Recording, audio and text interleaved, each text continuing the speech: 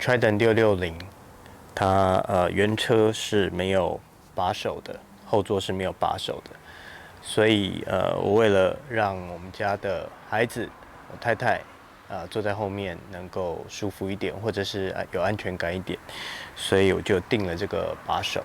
可是这个把手很久才来，因为他们说，全世界都在缺这个金属原料。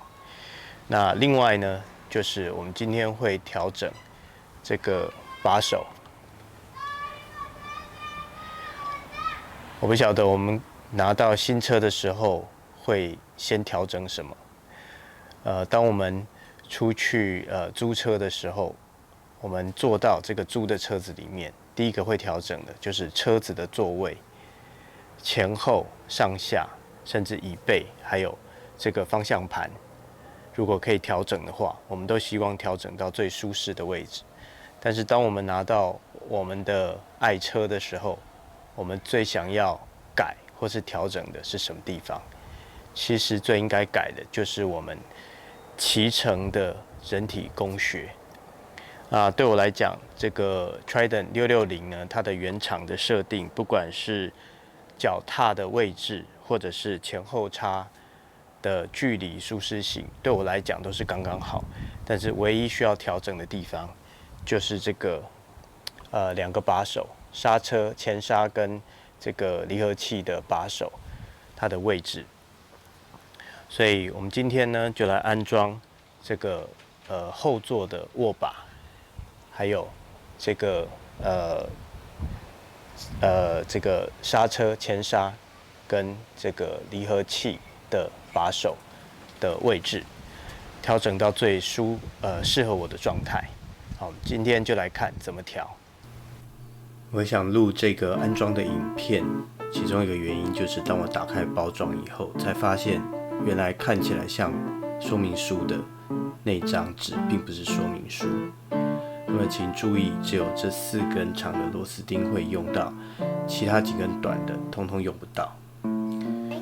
那我们把座椅拆下来了以后，第一件事情就是要把这个我圈起来的这个相对应的螺丝钉，两边都是一样在那个位置的，要先拆开来。那因为没有说明书的关系，所以其实在拆的过程当中，其实也思考了很久，找了很久，都找不到，不得其门而入。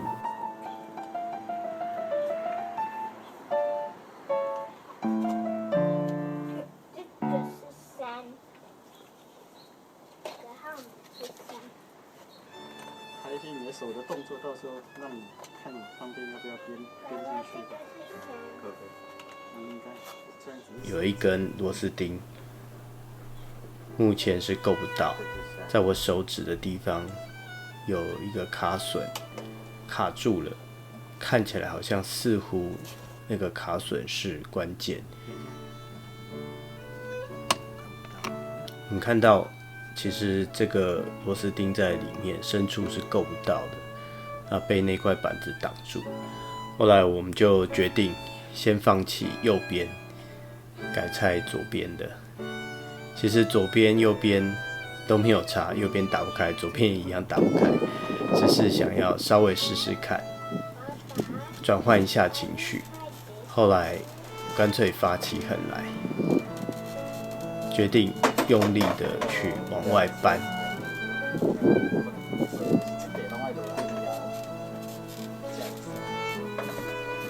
这个地方要大胆的往外搬，搬开了以后，其实它并不会坏，那块板子并不会坏。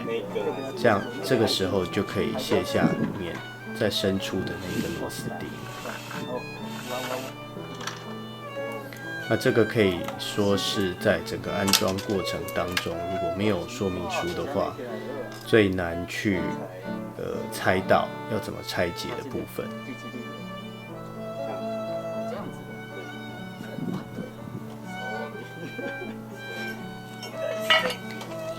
大家可以听到我把这个把手原厂的把手放在地上的时候的那个金属的声音，可以听得出来，这个原厂的零件，它还是做得相当好的。那我们现在就发现这2颗螺丝也必须要卸下来。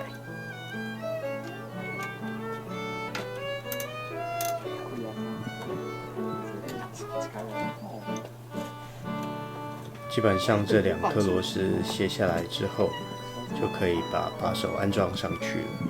那其实真正安装把手的过程其实非常的简单，难的地方其实是要去 figure out， 要去想出来要怎么去把这个原来的那个挡板的部分拆下来。那块铁片，现在我的孩子和我的朋友手扶的那块铁片，那块金属片需要留着，不需要拆下来。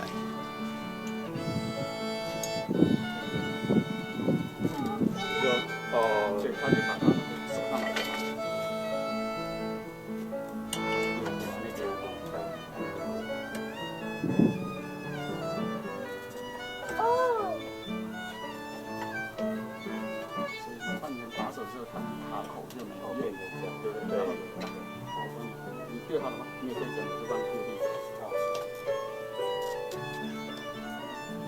对，最长的那个办法是出去，而且它跟你刚刚吃下来的棒球一样，漂亮 ，perfect。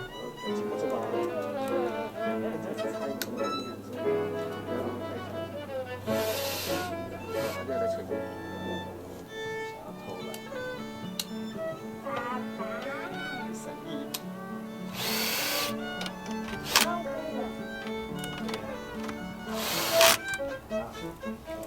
好了，左边的把手就把它锁紧之后就安装完成了，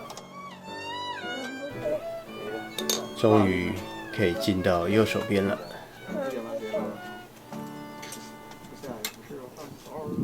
右手边的步骤其实也是一样的，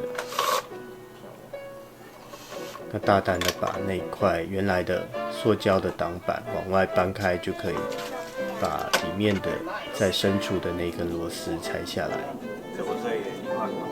这么厉害，没有替换，然后你也是自己换的。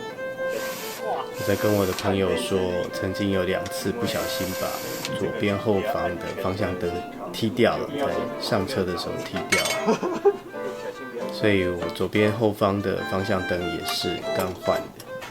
很好的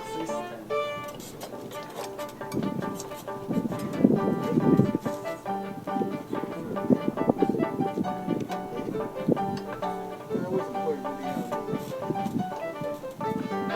对的，上面下面对不上啊。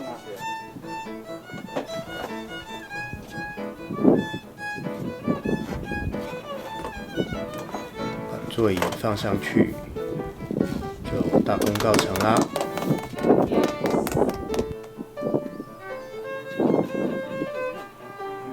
这个原厂的零件质感还是相当好的。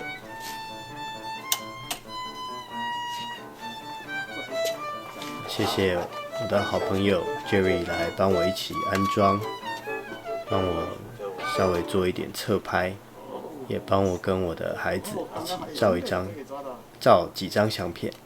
好，谢谢。来看这里，这里。耶！安装完后座的把手之后，我们就要开始来调整骑乘姿势。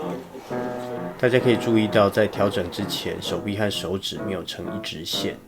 我的手要拉杆的时候，必须要绕过拉杆，只需要把上面的这一根螺丝转松了以后，就可以开始调整角度。调整完以后，手指不需要绕过离合器，就可以直接拉到拉杆。最理想的状态呢，应该是手臂跟手指尽量成一直线。刚刚离合器的部分调整完了，现在应在调整前刹车的部分。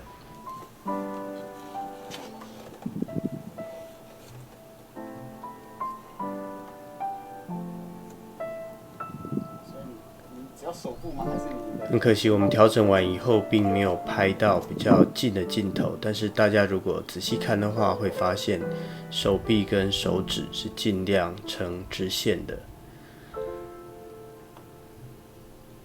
而且手指不用再绕过拉杆，就可以直接抓到拉杆。我们做这些调整的好处呢，第一是为了安全，我们的反应速度可以快很多，另外也可以防止受伤，不但是手臂防止受伤，甚至肩颈的肌肉都避免因为长期的这个姿势不正确而拉伤。再次谢谢我的好朋友 Jerry 来帮我的忙，好朋友嘛，就是互相帮忙，彼此相爱。跟大家分享一段经文：你要尽心、尽性、尽意爱主你的神，这是诫命中第一且是最大的。其次也相仿，就是要爱人如己。